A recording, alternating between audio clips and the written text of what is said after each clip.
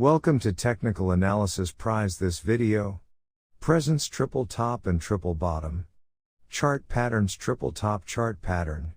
Features. Triple top chart pattern is composed of three horizontal peaks, alternating to temporary troughs. The support level triple top chart pattern is one of the reversal patterns that visually represent the fluctuation of the trend from rising to falling. Triple top chart patterns in practice. Triple top chart pattern is not always clear and easily identified. This is an example of the triple top chart pattern with a diagonal neckline. Another chart pattern has three non-horizontal tops. Triple bottom chart pattern features the triple bottom chart pattern almost has the same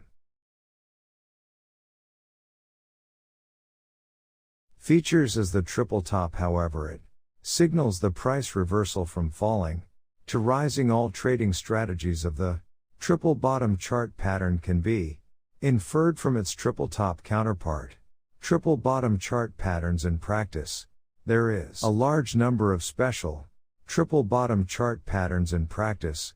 For example, a triple bottom chart pattern has a bottom that is lower than the previous bottom, where a pattern has a bottom that is higher than the previous bottom. The psychology behind triple top and triple bottom chart pattern: the first top is formed in an uptrend when traders hesitate. The price is not able to cross over the first top and will decline eventually. Same to the other two tops.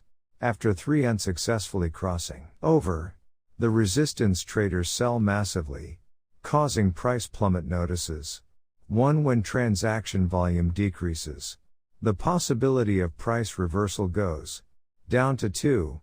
If the pin bar falls right after the last top, there is a high probability that a triple top pattern is formed.